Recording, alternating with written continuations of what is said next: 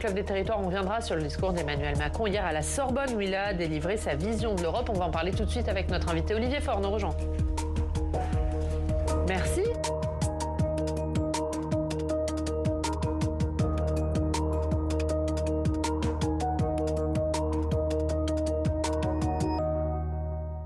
Et notre invité politique ce matin, c'est Olivier Faure. Bonjour. Bonjour. Merci beaucoup d'être avec nous. Député de Seine-et-Marne, premier secrétaire du Parti Socialiste. On va commencer en parlant de ce discours hier d'Emmanuel Macron, ce long discours d'Emmanuel Macron à la Sorbonne. Et cette phrase, notre Europe est mortelle, elle peut mourir. Est-ce que vous aussi, vous pensez que l'Europe peut mourir? Bon, d'abord, sur la forme. Je trouvais curieux que le chef de l'État, à ce moment-là de la séquence, prenne la parole, mobilise les chaînes de télévision, le fasse comme s'il était la tête de liste de sa propre liste, mais sans être décompté. Il y a là déjà un premier sujet, qui est un sujet d'inéquité entre les candidatures, et on voit bien que le chef de l'État est devenu le directeur de campagne, pour ne pas dire qu'il est devenu le candidat lui-même à cette élection européenne, ce qui pose une vraie difficulté. Vous allez demander à ce que le temps de parole soit décompté? Et moi je souhaite que le temps de parole du chef de l'État soit décompté et que les autres listes puissent bénéficier du même traitement. Ce serait là quand même le minimum, parce que hier, il n'a rien dit qui n'est déjà dit et qui fasse en réalité bouger l'Europe. Il n'y avait aucune raison particulière à cette prise de parole, si ce n'est qu'il y a une campagne électorale et qu'il entend y prendre toute sa part, ce qui est tout à fait respectable. Mais vous allez faire quoi? Vous allez saisir l'Arcom? Oui, parce que en fait, autant il me paraît absolument légitime qu'ils prennent la parole, je n'ai pas de problème avec ça. Mais il faut, après, dans ces cas-là, traiter les candidatures avec équité et donc faire en sorte que chacun puisse disposer d'un même temps de parole, d'une même exposition et pouvoir faire en sorte que cette campagne se déroule dans des conditions qui sont celles du libre choix pour les Françaises et les Français, projet contre projet. Mais comment vous allez rééquilibrer? Par exemple, qu'est-ce que vous demandez pour Raphaël Glucksmann? Je demande qu'il puisse avoir les mêmes conditions, qu'il puisse avoir lui aussi 1h30 d'exposition médiatique sur toutes les chaînes et qu'il ait la possibilité de venir exposer son propre projet et dire, ben voilà, il y a l'Europe de Macron et puis il y a l'Europe que la gauche porte avec Raphaël Glucksmann, et donc je souhaite que ce soit évidemment Mais ce qu'il a déjà possible. fait mercredi soir, c'est un peu ce qu'il a fait à Strasbourg. Ce qu'il a fait, mais enfin tout le monde fait des meetings, simplement aucun n'a l'exposition du chef de l'État, c'est-à-dire qu'aucun n'est retransmis sur toutes les chaînes, aucun n'a le droit à ce traitement de faveur, et je dois dire, aucun n'a aussi les moyens techniques de l'Élysée pour pouvoir occuper un amphithéâtre à la Sorbonne, mobiliser les cars de CRS pour bloquer les rues, enfin j'en passe et des meilleurs. Donc vous demandez un décompte du temps de parole et aussi que les moyens financiers qui aient été mis soient dans les comptes de campagne de Valérie Ayé? Absolument. Vous demandez les deux. Alors je reviens sur le fond. Ouais, sur le fond du discours. Est-ce que vous dites vous aussi que l'Europe est mortelle et qu'elle peut mourir? Mais écoutez, je ne sais pas s'il faut parler de mortel parce que je n'aime pas qu'on joue avec les peurs et je préférerais qu'on mobilise les gens avec l'enthousiasme nécessaire pour reconquérir les cœurs sur la question européenne. Parce que il a joué avec les peurs en disant ça? C'est pas la réalité, c'est jouer avec les peurs des gens? Ce qui est certain, c'est qu'il n'y a pas une marche irréversible vers plus d'Europe. Le Brexit l'a montré, il n'y a pas, tout est réversible. Et malheureusement, ce que nous avons réussi à construire pendant plus de 75 ans avec l'Union européenne, qui est une construction inédite dans le monde, imaginons quand même les choses, enfin rappelons-nous les choses, c'est-à-dire que c'est le seul endroit au monde où vous avez des pays qui se sont fait la guerre, qui ont même été jusqu'à provoquer 2 guerres mondiales, qui ont réussi à se rassembler et à faire en sorte d'unir leur destin. C'est effectivement inédit et c'est absolument exceptionnel dans l'histoire du monde. Donc c'est effectivement à préserver, mais la réalité, c'est que malheureusement, évidemment, tout ça est irréversible. Donc il est possible que l'Europe se défasse, et notamment sous le poids des nationalistes, de ces extrêmes droites qui, partout en Europe, cherchent à reconquérir du terrain et cherchent à détricoter ce qui a été patiemment construit pendant cette... Donc là-dessus, vous êtes d'accord avec lui? Quand il dit que nos valeurs démocratiques aujourd'hui sont en danger, là-dessus, vous êtes d'accord? Oui, il y a effectivement un constat que l'on peut faire tous, qui est de voir se développer une offre illibérale avec des partis politiques qui sont les premiers à restreindre les droits des femmes, les droits des minorités, à revenir sur l'accueil des migrants, qui sont à mener des politiques qui sont des politiques ultra-conservatrices et ultra-libérales. Et donc, oui, il y a de quoi s'inquiéter sur le cours que prend l'Europe. Mais c'est à nous maintenant, non pas de chercher uniquement à travailler sur les peurs, mais aussi à faire en sorte de rendre l'Europe à nouveau attractive et de dire qu'elle est un grand projet, qu'il est le seul grand projet qui permette de répondre aux grands défis de l'avenir, qu'il s'agisse des crises sanitaires, qu'il s'agisse de la crise écologique, qu'il s'agisse de la crise géopolitique.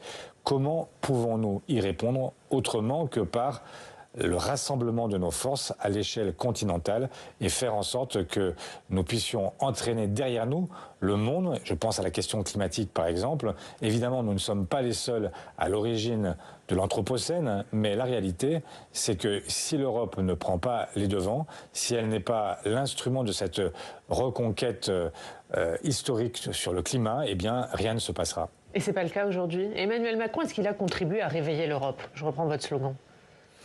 Écoutez, je ne sais pas en quoi il aurait réveillé l'Europe. Il suffit de regarder. Ça fait 7 ans que le premier discours de la Sorbonne a été prononcé. 7 ans, en réalité, au terme desquels il y a quoi? 7 ans de déception. La réalité, c'est qu'Emmanuel Macron a toujours cherché, pour des raisons intérieures, à faire comme s'il était celui qui conduisait le destin européen. Quelle est la réalité? Elle est très différente. En réalité, il a divisé les Européens. Le dernier exemple en date, c'est l'exemple sur la guerre en Ukraine, où après avoir rassemblé les 27 à Paris, il a pris la parole le soir pour expliquer qu'il était prêt à envoyer des troupes au sol. Et au lieu de créer une ambiguïté stratégique, comme il l'a souvent revendiqué, il a au contraire donné une clarté stratégique à Vladimir Poutine, puisque tous les Européens, ou presque, se sont dans la foulée récriés en expliquant qu'il n'était pas question pour eux d'envoyer des troupes au sol. Et donc, la réalité, c'est qu'Emmanuel Macron cherche souvent à faire croire qu'il est le chef des Européens, mais en réalité, il les divise. En réalité, il n'a jamais entraîné. Il a menti hier quand il a dit que l'idée de souveraineté française s'était imposée à l'Europe, quand il a dit qu'il y a eu plus d'unité face aux crises qu'a traversé l'Europe, sur la guerre, sur le Covid. Pour vous, c'était des mensonges? Mais il y a eu plus d'unité. Mais est-ce que c'est lié à Emmanuel Macron? Sincèrement? Non, ça n'était pas lié à Emmanuel Macron, c'était lié aux crises. Effectivement, l'Europe a beaucoup évolué grâce ou à cause, mais essayons d'en voir le meilleur. Les crises ont permis à l'Europe parfois de se dépasser. Le pacte de stabilité a été suspendu par la crise Covid. Pour la première fois, on a réussi à mutualiser de la dette. Pour la première fois, on s'est posé la question, effectivement, d'un Green Deal. Pour la première fois, on s'est posé la question de la défense de l'Union européenne et d'une réponse collective à l'agression que subissait l'Ukraine. Mais je n'ai pas vu là la trace de ce que le chef de l'État aurait prononcé il y a 7 ans. J'ai vu la trace de l'évidence, de l'obligation faite aux Européens de réagir face à des dangers qui étaient plus grands qu'eux. Alors sur la défense, justement, il a plaidé hier pour un nouvel emprunt européen pour financer l'effort de défense avec une préférence européenne dans l'achat de matériel militaire. Est-ce que ce n'est pas exactement ce qu'a demandé Raphaël Glucksmann mercredi soir à Strasbourg? Il y a des proximités là-dessus. Effectivement, il est nécessaire aujourd'hui que les Européens se prennent en charge.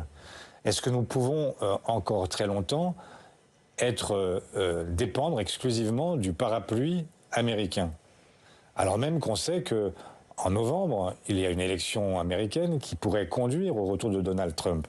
Auquel cas, nous serions à nouveau seuls face à notre destin. Et donc ça suppose effectivement que les Européens se prennent pour des adultes et qu'ils arrêtent de tenir la main du grand frère américain et qu'ils considèrent que désormais ils doivent, pour des raisons qui sont des raisons liées donc à l'abandon que pourrait provoquer l'arrivée de Trump, mais aussi tout simplement parce que nous avons besoin d'une autonomie stratégique, ne pas dépendre politiquement des États-Unis. Donc là-dessus, vous êtes complètement d'accord avec lui sur ce point?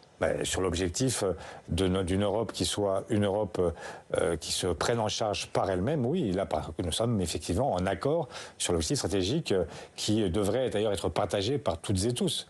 J'entends des gens qui disent qu'il ne faut pas s'aligner sur les Américains, d'autres qu'il ne faut pas s'aligner sur les Russes. Tout ça est vrai, mais si on veut s'aligner sur personne et si on veut dépendre de procéder uniquement de nous-mêmes, cela suppose effectivement que nous en ayons les moyens. Sur la question de l'immigration, il a dit hier, pas de souveraineté s'il n'y a pas de frontières. Il a raison? Il y a des frontières. La question n'est pas celle-là. La question, c'est Il dit comment... qu'il faut renforcer nos frontières extérieures. Je ne vois pas de sujet au fait d'avoir des frontières, mais je vois un sujet au fait de laisser mourir les gens en mer. Je vois un sujet au fait de traiter de manière indigne les gens qui sont tenus en centre de rétention, y compris les enfants. Je vois un sujet au fait qu'aujourd'hui, on n'est pas remis en cause les accords de Dublin, qui malheureusement font peser l'essentiel de la charge sur les pays de premier accueil. Ça, effectivement, c'est des sujets qui n'ont pas été traités par le fameux pacte asile-immigration. Et donc, pour l'instant, on en est encore... Qui impose quand même avec plus de mesures. solidarité européenne. Moyennant finance, vous pouvez y échapper. Mais qui n'a pas traité la question aussi de la sous-traitance extérieure de nos frontières aux gardes-côtes libyens, par exemple, alors même qu'on sait que ces gardes-côtes sont des esclavagistes, sont des violeurs, sont des gens qui... tout ça a été documenté, que le traitement est proprement inhumain de ces gens qui sont payés par nous pour garder nos frontières. Effectivement, là, il y a des sujets. Et l'humanité, c'est un devoir, ça n'est pas simplement une option. Mercredi, au Parlement européen, c'était la dernière session. Cette semaine, François-Xavier Bellamy a interpellé Raphaël Glucksmann sur la position du Parti socialiste sur Israël. Il vous reproche un communiqué publié par le PS demandant à la France de suspendre par embargo toute livraison d'armes et de munitions à Israël. Est-ce qu'après l'attaque de l'Iran, vous regrettez ce communiqué? Absolument pas. Vous demandez encore la même chose aujourd'hui? Mais moi, je demande qu'il n'y ait aucune arme qui puisse servir aujourd'hui au massacre, à la tragédie que vit Gaza. Évidemment, quand Israël est menacé, je comprends parfaitement que la France apporte son aide logistique, militaire pour défendre Israël. Je suis un partisan, évidemment, de l'existence de l'État d'Israël. J'ai toujours défendu l'existence d'Israël et son droit à être garanti pour sa sécurité. Mais ça ne justifie pas... Est-ce qu'un embargo sur les armes et les munitions, c'est pas priver Israël du droit de se défendre face aux attaques dont il est victime ces derniers jours? Je ne crois pas aujourd'hui que les armes... D'ailleurs, le gouvernement français nous a expliqué que c'était des armes uniquement défensives et nous a expliqué qu'il s'agissait en fait de pièces détachées pour des armes de poing. Et donc, je ne crois pas qu'on attaque les missiles iraniens avec un fusil Uzi. Donc, la réalité, c'est que cette histoire est une polémique qui a été lancée par la droite et l'extrême droite, mais qui n'a aucun sens. Moi, ce que je dis est simple. C'est que si nous défendons le droit international à Odessa, on doit le défendre aussi à Gaza. C'est aussi simple que cela. Et que nous ne pouvons pas accepter qu'un gouvernement d'extrême droite, celui de Netanyahou, continue à frapper indistinctement les civils et les femmes, les enfants, comme les combattants, comme les journalistes, comme les humanitaires, et affamer, assoiffer une population qui en est quand même à 35 000 morts, le double de blessés. Mais imaginez ce que cela produit. Est-ce que cela produit de la sécurité pour Israël? Non. Vous avez là des enfants qui sont désormais orphelins, qui sont estropiés, qui sont des enfants qui n'auront qu'une envie dans l'existence, c'est se venger de ce qu'ils ont subi. Est-ce qu'on va accepter encore un siècle pendant lequel Israéliens et Palestiniens devront vivre face à face alors qu'ils pourraient vivre côte à côte? Je défends depuis toujours une solution à deux États parce qu'elle est la seule qui garantit à la fois la dignité pour les Palestiniens et la sécurité pour Israël. Et donc c'est la seule solution. Et l'Europe, puisqu'on parle d'Europe, elle doit peser de tout son poids, faire en sorte d'être un élément qui oblige. Et comme Pedro Sanchez, je plaide aujourd'hui pour la suspension de l'accord entre Israël et l'Union européenne pour que nous puissions peser de toutes nos forces, faire en sorte que l'Europe ne soit pas simplement, là encore, alignée sur les États-Unis et fasse ses propres choix et qu'elle puisse conduire à une solution qui aboutisse à la paix, à une paix durable et au refus de la colonisation. Et vous voyez ce qui se passe aujourd'hui, ce qui se passe est affreux et donc on ne peut pas accepter ni tolérer. On va parler de la campagne des Européennes. Jordan Bardella qui a dit hier qu'en cas d'échec, Emmanuel Macron devrait dissoudre l'Assemblée nationale le 9 juin. Est-ce que vous demandez ça aussi? Je ne le demande pas, mais je ne le crains pas. Vous ne le demandez pas forcément? Pour vous, il ne doit pas y avoir de conséquences nationales si la liste de la majorité présidentielle est distancée? La conséquence politique, c'est que le chef de l'État devra se poser quelques questions. Quand on a mais pas celle de la dissolution. Ça, c'est sa décision, il fera ce qu'il voudra. Et je n'ai pas de crainte par rapport à une dissolution. Mais je ne veux pas non plus que l'on mélange complètement les échéances et qu'on laisse penser que voter demain aux élections européennes conduirait à une dissolution. Je vois bien l'Esbrouf de Jordan Bardella, qui cherche à capitaliser sur l'antipathie que suscite le chef de l'État. Et donc expliquer qu'au fond, voter Bardella, c'est produire une dissolution. Non, en fait, Bardella n'a absolument aucun pouvoir en la matière. Peut-être que le chef de l'État en prendra la décision, grand bien lui fasse, mais la réalité, c'est qu'on vote pour des élections européennes. Raphaël Glucksmann, qui est au plus haut dans les sondages, 13% dans le dernier baromètre de l'IFOP. Est-ce que c'est plus un vote Glucksmann qu'un vote Parti socialiste? C'est un vote des deux. Je ne vois pas comment vous pouvez distinguer les uns des autres. Et il y a là, évidemment, une source de satisfaction à la fois pour notre tête de liste, pour Raphaël Glucksmann, et évidemment une satisfaction pour le premier secrétaire que je suis, parce que c'est le résultat de l'affirmation d'un projet européen clairement identifié et qui permet à chacun de comprendre qu'avec nous, l'Europe peut prendre un nouveau cours et qu'elle peut sortir de son lit néolibéral. Ça fait maintenant des décennies que l'Europe est conduite par les libéraux et la crise européenne que nous vivons, c'est une crise du monde libéral. Quelles sont vos ambitions aujourd'hui? On voit que l'écart se resserre entre Valérie Hayer et Raphaël Glucksmann. Vous avez pour objectif de terminer second cette élection?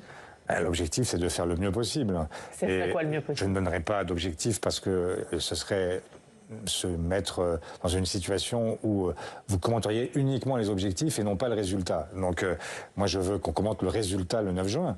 Et ce serait quoi un bon résultat pour le premier secrétaire que vous êtes? Un bon résultat, les sondages donnent un bon résultat et on peut faire mieux, donc on va essayer de faire mieux et d'expliquer aux Françaises et aux Français que s'ils veulent que l'Europe change, le mieux c'est de faire en sorte que nous puissions porter cette liste au plus haut et évidemment être en mesure de talonner, de rattraper la liste du chef de l'État parce qu'aujourd'hui... Et de la dépasser?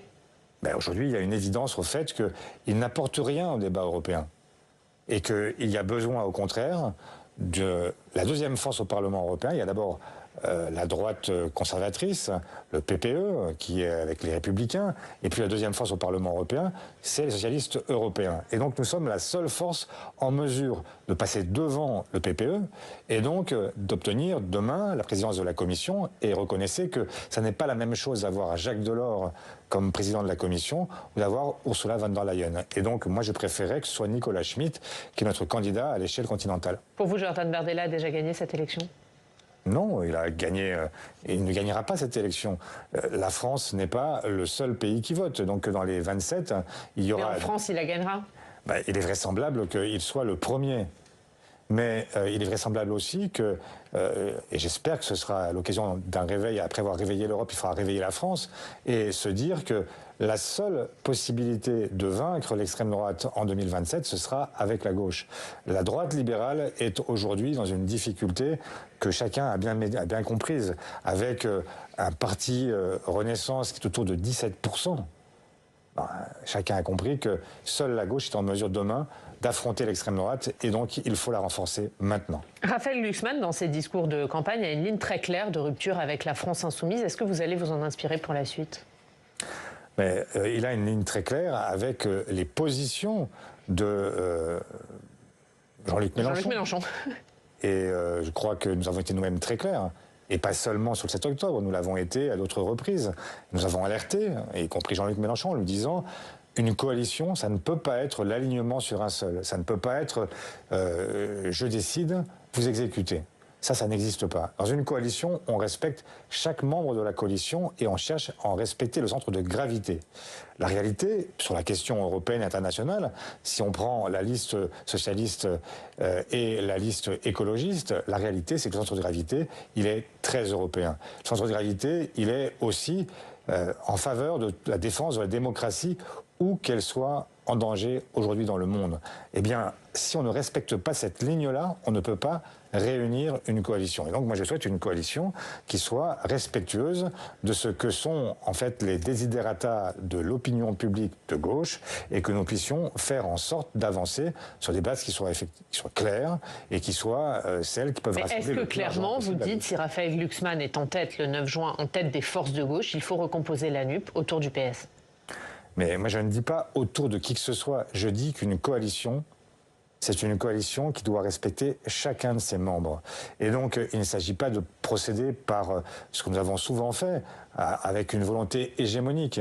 Moi, je souhaite que nous puissions être en mesure de travailler avec toutes celles et ceux qui veulent travailler avec nous. Mais est-ce que vous pourrez retravailler avec Jean-Luc Mélenchon?